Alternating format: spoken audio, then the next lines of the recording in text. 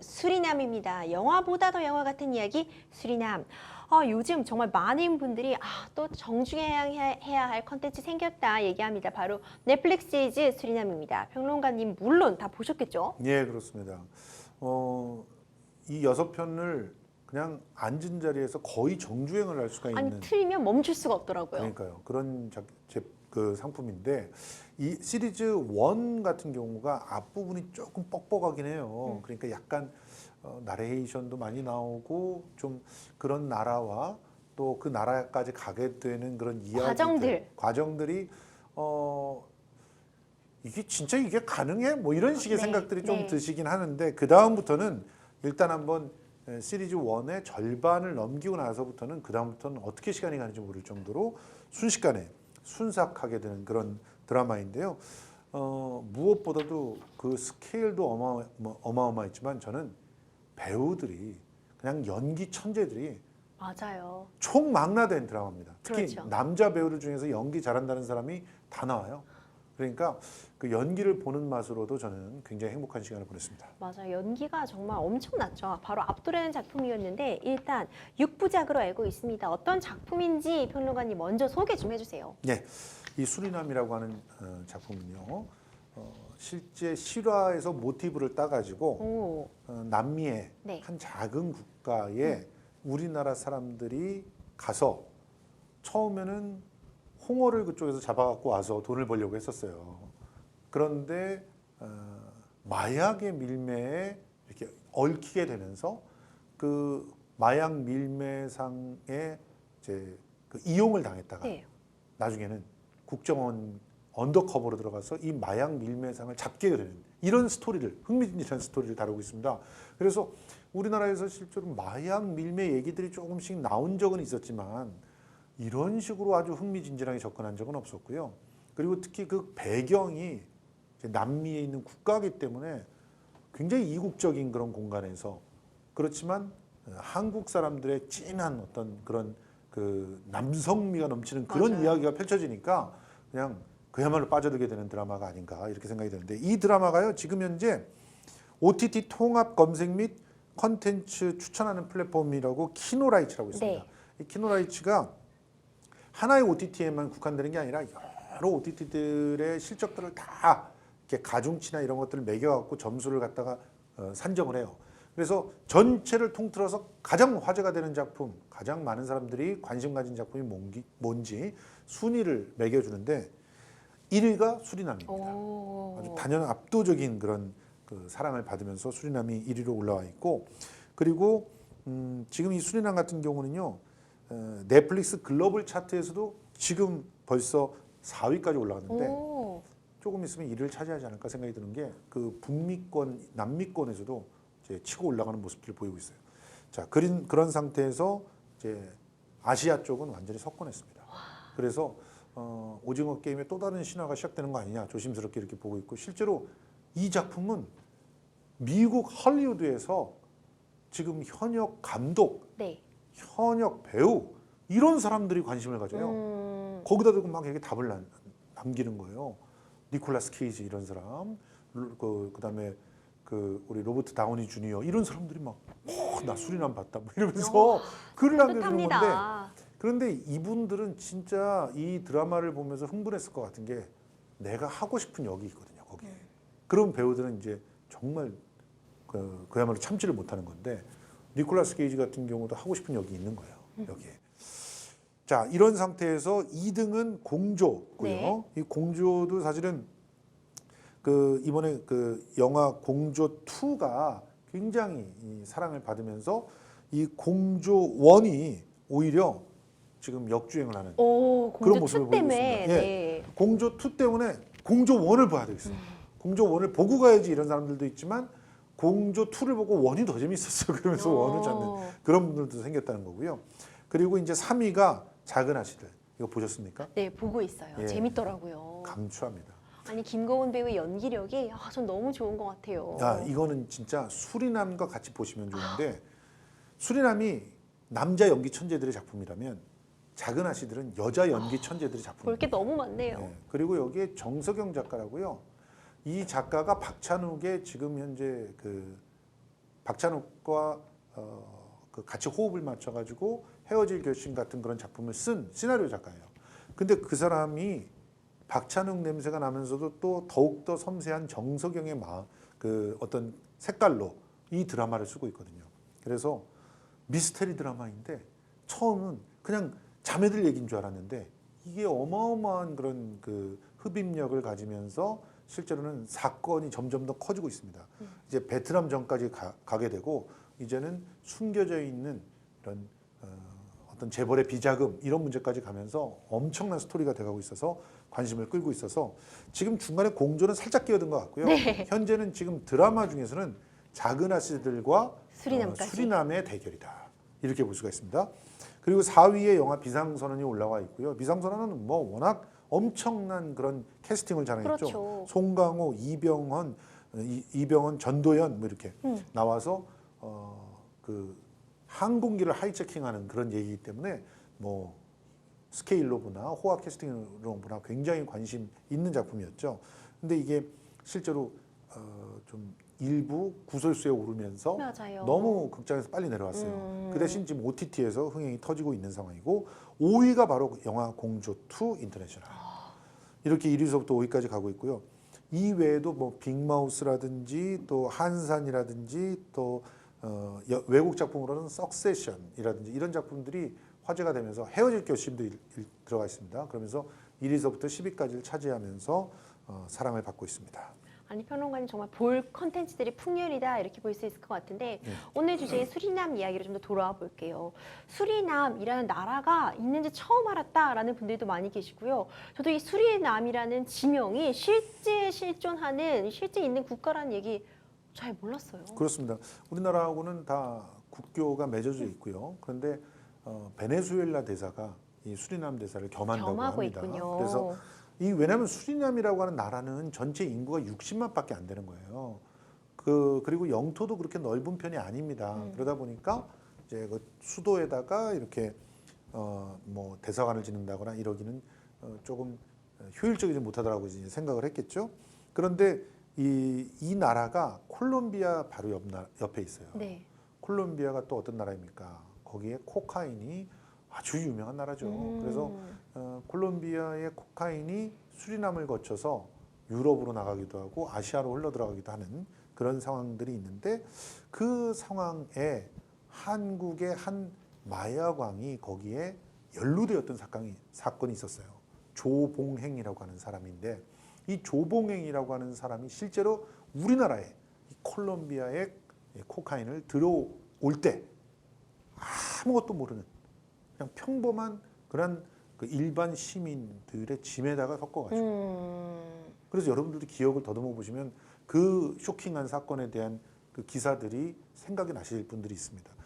그래서 실제로 한 번은 성공했고 두 번째 들어올 때 걸려서 이제 결국은 이제 이 마약 왕을 이제 잡는 그런 국정원의 이제 노력들이 있었는데 실제로 이때도요 네. 한 사업가가 국정원의 언더커버 협조자가 돼가지고 도와줬던 거군요. 예, 그래서 이 조봉행을 잡을 수가 있었다고 합니다.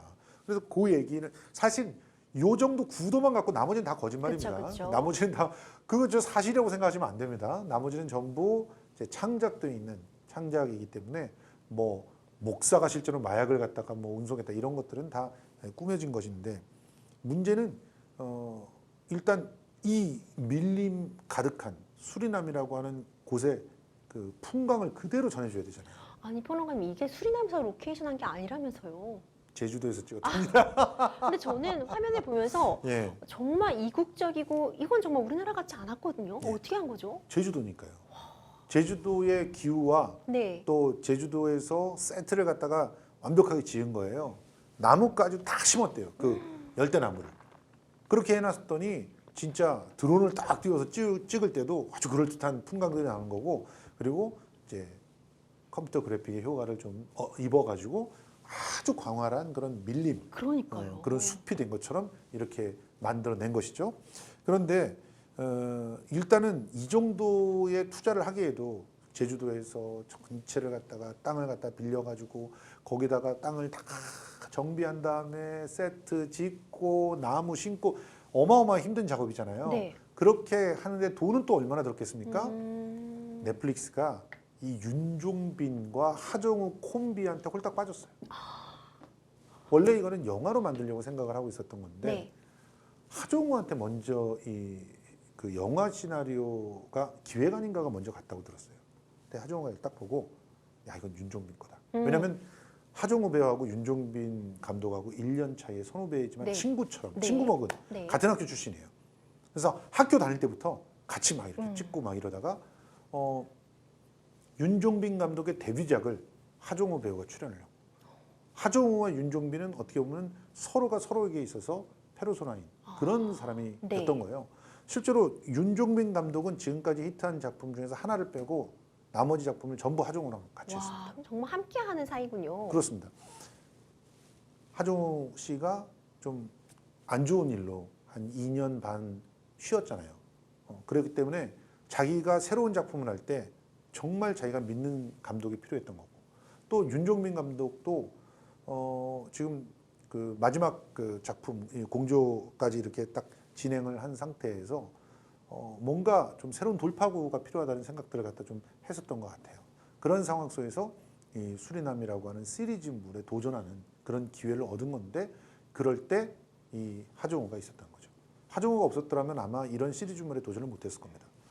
둘이 이제 영화를 처음엔 해볼까 하다가 이것을 넷플릭스가 투자를 하게 되면서 이제 6편짜리 시리즈물로 확산되게 됐는데 저는 이걸 보면서 야 이거는 진짜 2시간짜리 영화로 하기에는 너무 정말 아까웠다. 아까운 얘기였구나. 그래서 이 3박자가 다 갖춰졌다. 넷플릭스도 정말 적절하게 잘 투자했고 하정우도 윤종빈도 더할 나위 없는 그런 기회를 서로에게 줬겠구나 이런 생각이 들어가지고 지금 정말 추천하고 싶은 그런 드라마가 아닌가 생각이 됩니다. 네, 이 수리남은 이제 제주도 평론가님이 말씀해주신 것처럼 제주도에 세트를 지어서 촬영을 한 것이고 이 교도소 장면도 굉장히 인상적인데 이건 외국의 한 교도소를 배경으로 촬영했다면서요? 맞습니다. 실제로 이 그 교도소 장면이 굉장히 인상적이었을 텐데요. 여러분들 그 1화에서 2화 넘어가는 이 부분에서는 이 교도소가 너무 실감이 나가지고 진짜 와 이걸 다 어떻게 이렇게 해가지고 찍었을까 하는 그런 생각들이 들었을 텐데 도미니카 공화국의 실제 교도소에서 찍었대요. 이 교도소의 재소자 중에서 모범수들이 또 촬영에 동원이 됐다고 합니다. 오, 그러니까 그렇군요. 현장에서 모든 것을 다 이렇게 한 것이고 실제로 교도소 안으로 들어갈 때 하정우 배우가 굉장히 긴장을 했다고 하죠. 뭐 양쪽에서 환호성이 막 나오고 욕설이 들리고 그래고 살벌해가지고 고개를 돌리지도 못하고 그러면서 처음 장면을 시작했다고 합니다. 그런데 그 장면이 세상에 그 드라마 안에 고스란히 또 담겨가지고 하정우라고 하는 사람이 연기를 할 때 있어서 오히려 도움이 되지 않았을까 이런 생각이 들었습니다. 근데 평론가님, 이 수리남 정부 측에서 좀 문제를 제기하고 나선 상황인 것 같아요. 아무래도 이 마약 국가라는 이미지를 갖고 와서 부정적인 이미지를 고착화시키고 있다. 지금 굉장히 개선이 이루어졌고 현재는 이렇지 않은데 부정적인 이미지를 전 세계인들에게 각인시키고 있다. 이런 문제점을 제기하면서 법적 조치를 취하겠다 이런 얘기 나오고 있는 것 같은데 예. 어떤 내용인가요? 이 드라마를 보면은 이제 수리남이라고 하는 국가가 첫 그 회에 이미 하정우의 나레이션으로 마약 국가다라는 그렇죠. 식으로 규정이 되고 있어요. 남미의 조그만 나라인데 전 국민의 뭐 3분의 2 정도가 맞아요. 직간접적으로 마약과 관련돼 있는 일을 하고 있다. 이런 얘기에다가 더군다나 이 수리남이라고 하는 나라에 대해서 거듭해서 부정적인 그런 언급들이 되고 있어요. 그 중에 하나가 군사 쿠데타로 정권을 갖다 잡았다. 그리고 이 대통령이 직접 마약왕으로부터 무슨 뇌물을 받고 청탁을 있는 받고. 청탁을 받고 심지어 들어주고. 그것도 들어주고 네, 게다가 군인을 동원해가지고 민간인을 갖다가 학살하는데도 맞아요. 그런 장면도 나오죠. 이 마약왕의 어떤 그런 청을 들어서 진행되는 그런 장면들까지도 나오기 때문에 이 정도쯤 되면은 실제로 그 수리남 측에서 불편해하는 것은 그냥 이해해야 된다고 저는 생각합니다. 이 정도 묘사를 하는 거 창작에 있어서 자유의 영역에 해당하는 거지만 그런 창작의 자유를 제대로 누리려면은 수리남이라고 하는 실제 국가를 이름으로 사용하고 그리고 실제 국가에서 마치 이런 일이 일어난 것처럼 하는 거에 대해서는 조금 자제를 했어야 되지 않을까 하는 생각은 저는 합니다. 왜냐하면 어떤 나라에서 우리나라를 묘사할 때 군사 쿠데타로 들어가가지고 맨날 그 청와대 한쪽 안가에서 뭐 대통령은 위스키를 따르고 있고 여대생들을 와가지고 술 따르게 했다 이런 식으로 묘사를 했다면 우리가 좋아할 수가 있겠습니까?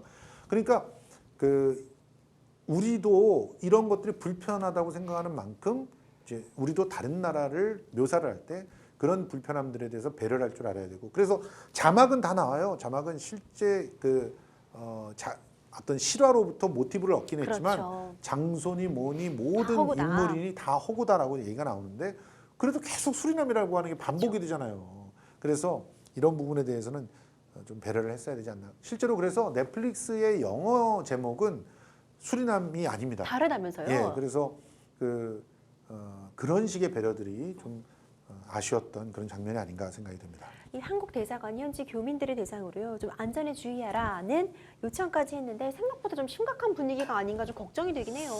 예, 지금 현재 동포 현황에 따르면 수리남에서 거주하고 있는 대한민국 교포가 대략 한 50여 명 정도 된다고 합니다. 그런데 수리남을 이미 이 60만 정도밖에 안 되는 그 국민들이지만 이분들 중에서도 본 사람이 있는 거예요. 그러니까 굉장히 불편해하고 있는 거죠. 그리고 그런 불편함들을 실제로 어떤 우리 한국의 교포들한테 대리적으로 이렇게 풀 수가 있기 때문에 각별한 안전과 주의 조치가 필요하다는 것을 안내를 한 상황입니다. 뭐 어쨌든 지금 현재 우리 정부에 대해서 수리남 정부가 직접 항의를 한다거나 그런 건 없어요. 솔직히 직접 항의를 한다면 또 수리남 정부가 오바를 하게 되는 거죠. 이거는 여러분 지금 현재 수리남 정부가 법적으로 조치한다. 그러면은 한국 정부랑 소송을 할까요? 아니면은 미국의 넷플릭스랑 소송을 할까요? 실제로는 소송의 주체는 넷플릭스가 됩니다. 넷플릭스죠. 그렇죠. 한국 회사가 아니에요. 한국의 무슨 하정우나 윤종빈한테 소송을 하는 것도 아닙니다. 그러니까 넷플릭스에 하게 돼 있어요. 그런 측면에서 이 사안은 이제 외교적인 사안으로까지 비화될 가능성은 좀 적다. 다만 우리 교포들이 이제 좀 주의를 할 필요들은 있고 우리 국민들도 이제 SNS 등등을 통해 가지고 이 수리남의 그 국민들이나 혹은 관련돼 있는 분들을 만날 수가 있는데 이럴 때 정중하게 예의를 지키면서 이렇게 대화를 나눠주시는 게 필요하지 않을까 생각이 들었습니다. 평론가님, 이번 사태를 놓고 수리남 측의 입장이 충분히 이해간다. 이건 가상의 국가명 같은 걸 사용했어야 된다. 굳이 제목을 이렇게 정한 이유가 무엇이겠냐 이런 입장도 있고요. 표현의 자유다. 이거는 정말 뭐 허구에 사치라는 부분이 여러 차례 언급되어 있고 표현의 자유상 인정되는 부분이다. 이런 의견이 충돌하고 있는 것 같은데 평론가님 어떻게 보시나요? 여기서 수리남이라고 하는 그런 나라의 글자만 지워버리면 아무 문제 없습니다.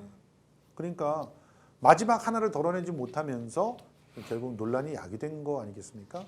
이 모든 스토리는 표현의 자유 영역 안에서 충분히 보장이 됩니다. 그런데 수리남이라고 하는 대사가 안 들어갔다고 해서 이 드라마가 가치가 없어졌을까요? 혹은 흥행이 안 됐을까요? 그렇지 않았을 거라고 봅니다. 그러니까 결국 이 부분에 대해서는 우리가 창작을 할 때 있어서 많이 고민을 해야 될 그런 현안이 아닌가 생각이 들고요.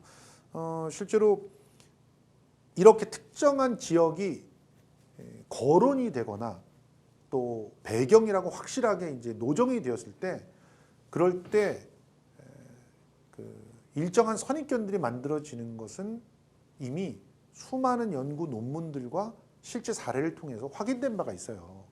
가령 여러분 곡성 그러면 뭐가 떠오르십니까? 그렇죠. 곡성 그러면 귀신이 떠오르잖아요. 네, 무섭고. 그렇죠. 네. 그런데 그 곡성이라고 하는 영화 때문에 그렇게 그렇죠. 된 거였거든요. 그리고 곡성이란 영화에서 보면은요, 실제로 이름이 원래 그 곡성의 한자가 아니에요. 그러니까 나름대로는 실제 곡성이라고 하는 그 이름을 차용한 것 같지만 감독의 입장에서는 다른 고장을 이제 염두에 뒀다 이렇게 볼 수가 있는 거거든요. 최소한의 이런 식의 그 예의들은 갖춰줘야 그런 피해들을 갖다가 그 공간, 특정한 회사 뭐 이런 데에서 그런 문제가 생기지 않는다 이렇게 볼 수 있습니다. 평론가님께서 말씀 주신 것처럼 뭐 곡성도 있었고요. 뭐 대림동 이런 부분도 문제가 된 적이 있었죠. 그렇죠. 범죄 도시에서 특히 그렇죠. 대림동이 문제가 됐었습니다. 좀 주의를 기울일 필요가 있다 이런 생각은 드네요.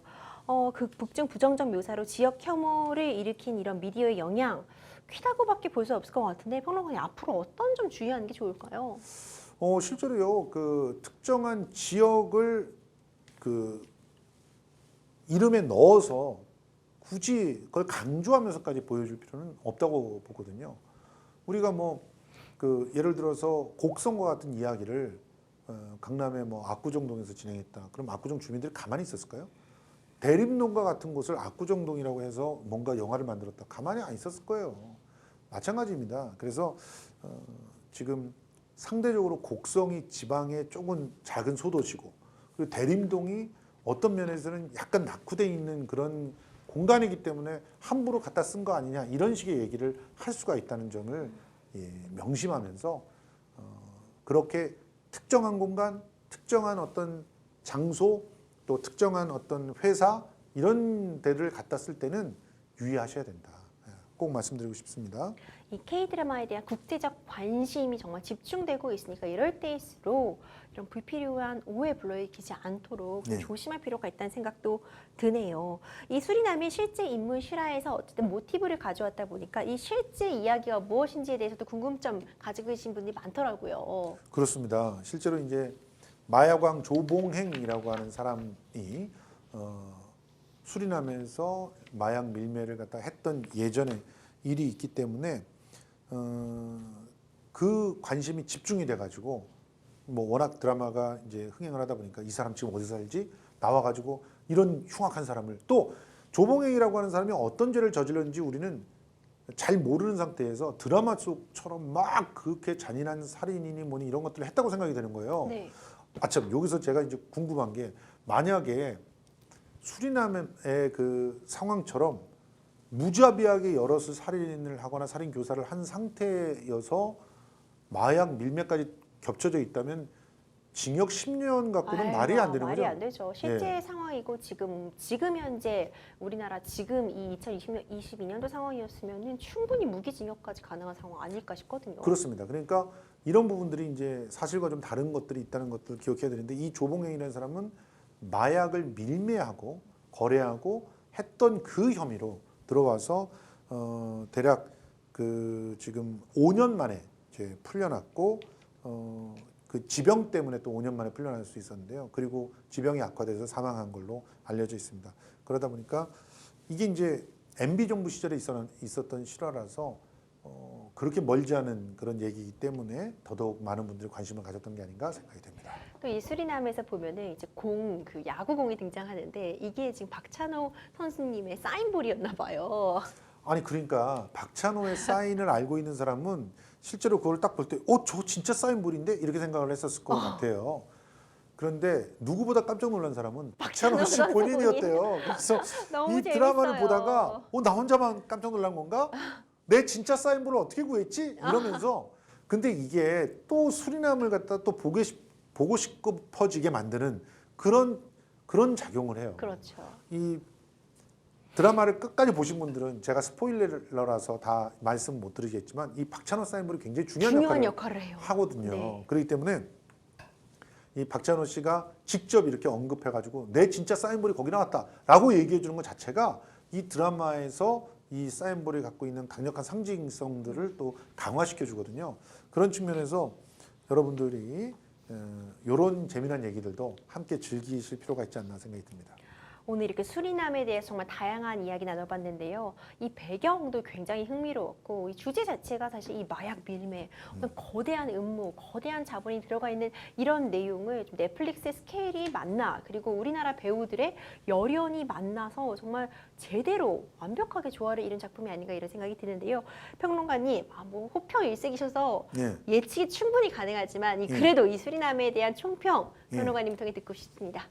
어떻게 보면은 이 수리남은 그 대한민국의 컨텐츠의 다양함을 확실하게 인지시켜준 그런 작품이 되지 않을까 저는 감히 말씀드리는데요. 자, 우리가 아카데미 상에서 사관왕을 할 때 기생충이라는 작품으로 했잖아요. 이 기생충은 분류를 해보자면 사회 드라마가 됩니다. 그렇죠. 사회의 아주 뿌리 깊은 모순들을 코믹한 그런 터치를 통해서 풍자하고 신랄하게 비판했다 이렇게 볼 수 있는데요. 이런 드라마를 한국이 잘한다라고 알고 있다가 오징어 게임으로 뒤통수를 맞잖아요. 오징어 게임은 그 사회 드라마를 갖다가 완벽하게 그 미스테리 스릴러처럼 만들어 놓습니다. 네. 그래서 그 미스터리 스릴러를 통해서 야, 사회적 문제를 이렇게 장르적으로 표현할 수도 있구나라는 걸 많은 사람들이 깨닫게 되는데, 이제 수리남에 와서는 이거는 완전히 액션물이 되는 거거든요. 액션물이. 그러니까 그 추리 범죄 액션물까지도 한국은 너무너무 잘하는구나, 이런 생각들을 갖다 하게 될 거예요. 그러니까 한국의 드라마가 갖고 있는 정말 다양한 그런 어떤 포지션들을 이 수리남은 또 한 번 일깨워주는 그런 강력한 펀치가 될 거라고 생각합니다. 실제로 지금 현재 넷플릭스에서 가장 사랑받는 한국 드라마 중에 하나가 뭐냐면 이상한 변호사 우영우입니다. 이 이상한 변호사 우영우를 너무너무 보고 싶은데 미국 특히 시청자들이 영어로 더빙이 안 돼 있는 거예요. 그래서 넷플릭스에 계속 요청을 하는 거예요. 네. 더빙해달라고. 더빙해달라. 원래 근데 넷플릭스 입장에서는 이거는 자기네들이 IP를, 그러니까 지적 재산권을 다 갖고 있는 작품이 아니기 때문에 그냥 자막 서비스만 했던 거예요. 그렇죠. 또 미국에서는 터질 줄 몰랐어요. 그래서 그냥 자막 서비스 정도밖에 안 했는데 미국 관객들이 입소문을 타고 들어와가지고 막 계속 요구를 하니까 어쩔 수 없이 더빙을 했다고 합니다. 그런데 보세요. 그 이상한 변호사 우영우 같은 경우는 이건 또 법정을 중심으로 한 굉장히 인간미 넘치는 드라마 아닙니까? 그러니까 수리남과 비교해 봤을 때 완전히 색깔이 다른 그런 그렇죠. 드라마예요. 이걸 한 나라에서 만들었다라고 하는 것도 잘 느껴지지 않아요. 여러분들 넷플릭스에 딱 들어가서 브라질 드라마나 스페인 드라마 딱 하면 딱 떠오르는 이미지들이 있잖아요. 아주 열정적이고 또 강력한 어떤 로맨스 얘기나 아니면 그런 범죄물들, 이런 것들이 스페인이나 남미에서부터 오는 그런 느낌일 거예요. 그런데 대한민국의 드라마들도 강력한 사회 드라마, 박찬욱으로 혹은 봉준호로 상징되는 그런 어떤 블랙 코미디, 이런 걸로 알고 있던 분들이 지금 오징어 게임과 수리남을 거쳐 이상한 변호사까지 가면은 야, 진짜 한국은 대단하다. 한국의 스펙트럼은 어마어마하다는 걸 그러니까요. 보고 있다는 거. 이 부분이 굉장히 중요하고요. 그런 측면에서 저는 강력하게 또다시 에미상을 노릴 수 있는 그런 작품으로 좀 주목받지 않을까, 이런 생각이 들고, 특히 이 드라마를 통해서 우리나라 남자 배우들의 매력이 아주 물씬 맞아요. 나왔어요. 저는 여기서 두 사람을 주목을 하는데요. 하나가 박혜수란 배우. 이 박혜수란 배우는 지금 완벽히 좀 국정원 그 요원으로 나오는데요. 완벽히 넷플릭스의 아들이 돼버렸어요. 아, 그렇죠. 넷플릭스가 너무 사랑해요. 그렇죠. 박혜수를. 근데 그 이유가 뭐냐면 박혜수의 마스크서부터 시작해서 연기 스타일이 굉장히 차분하면서도 일상에 이렇게 천착되어 있는데 또 필요하면 아주 눈부시게 변화되는 그런 그 새로운 캐릭터를 보여주거든요. 그런 걸 이제 미국 사람들이 굉장히 좋아합니다. 근데 그거에 잘 맞춰져 있는 배우인데다가 조우진이라는 배우를 여기서 재발견하잖아요. 이 스포일러니까 또 조우진 배우가 어떤 반전을 보여주는지 다 말씀을 못 드리겠는데 어쨌든 깜짝 놀랄 만한 맞아요. 그런 반전이죠. 거의 1인 2역 같은 그런 모습을 보여줍니다. 이 조우진 배우의 활약까지 얹어진 데다가 그리고 뭐 유연석도 아주 맞아요. 인상 깊게 유연석 나오죠. 배우도 굉장히 인상 깊게 나오죠. 하정우는 전체를 완전히 조율해 주죠. 거기다가 잠깐 동안 나오고 끝나버리지만 김웅수 역을 한 그 배우도 굉장히 매력적인 그런 그 장면을 보여주죠. 추자연 씨까지. 추자연 씨가 너무 맞아요. 아까울 정도로 그렇게 나왔는데, 그런 배우들이 고스란히 이 넷플릭스를 통해서 전 세계의 드라마 감독들과 영화 감독들한테 강력한 인상을 찍었습니다. 그래서 한국에는 왜 이렇게 연기를 잘하는 배우가 많으냐라는 그런 얘기가 나올 수밖에 없는 상황이 돼버렸는데요. 실제로 그 얘기를 우리가 하지 않았고요. 누가 했냐면은 우리 미국의 그 헐리우드 감독들이 자기네들이 이 넷플릭스를 통해서 제3세계의 그 컨텐츠들이 어떻게 미국 시장을 공략하는가를 분석하면서 얘기를 하는 거예요. 그러면서 미국의 거장들이 한국의 드라마를 보면 알려지지 않은 배우들이 너무나 놀라운 그런 활약들을 하는 걸 확인할 수 있다. 이 매력이 미국 시장을 새롭게 활력을 주고 있는 거다. 이런 분석들을 막 쏟아내고 있거든요. 그러니까 앞으로 한국 드라마의 지평을 더욱더 넓혀준 드라마로 수리남은 기억이 되지 않을까 생각합니다. 네, 굉장히 기대가 되고요. 평론가님께서 해주신 말씀 정말 기억에 남아요. 우리 처음에 뭐 사회풍자, 우리나라 네. 정말 잘한다는 거 보여줬고요. 거기다 스릴러, 오락물, 거기다 이번에 이런 대형 범죄 조직에 다른 이야기까지. 예. 하지만 평론가님, 우리 원래 원조 한류는 뭐예요? 우리 로맨스와 멜로에도 강한 민족이잖아요. 그런데 그 로맨스 멜로로 이미 가능성을 보여준 게 사랑의 불시착이 있었잖아요. 그렇죠. 그리고 갯마을 차차차, 여러분 우리는 갯마을 차차차가 뭐 그래 이렇게 생각할 줄 모르지만 갯마을 차차차가요 전체 2021년 6월서부터 지금까지 전체를 통틀어 100위를 딱 찍었는데 그 순위 안에 들어갑니다. 갯마을 차차차가.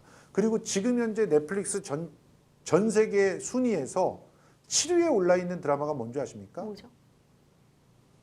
신사와 아가씨라는 드라마. 그 드라마는 저도 잘 모르는데요. 그거 주말 드라마였어요. 네. 주말 드라마라면 우리는 보통 막장 드라마 그렇죠. 이런 거 생각 많이 그렇죠. 하잖아요. 출생의 예. 비밀 뭐 이런 예, 거죠. 그럼 거기도 뭐 출생의 비밀, 기억상실증 뭐 다 나와요. 거기도. 그런데 신사와 아가씨가 지금 역주행하고 있어요. 특히 아시아 쪽의 팬들이 신사와 아가씨에 푹 빠져 있습니다. 지금. 그러니까 이런 다양한 그 필모를 갖고 있는 그런 드라마의 나라 한국밖에 없다는 거 많이들 보지 않을까라는 측면에서 이번에 그 특히 올해 하반기에 한국 드라마계에서 또 다른 그런 하나의 현상으로 신사와 아가씨의 역주행도 거론되고 있다는 사실도 기억해 보시면 이 우리가 전통적으로 강한 로맨스, 그렇죠. 겨울연가 같은 멜로, 그런 것도 그런 나오죠, 멜로도 이제. 충분히 이제 먹힐 수 있다는 사실을 이런 것들이 보여주고 있다는 것도 확인해야 될 겁니다. 이 K 컨텐츠의 힘 사실 얘기하면 할수록 정말 뿌듯하고요. 앞으로 나올 작품들도 기대되고 지금 저도 뒤처지지 않게 지금 볼 작품들이 너무 많습니다. 예. 뒤처지지 않고 밀리지 않고 꼬박꼬박 봐도록 해야겠어요.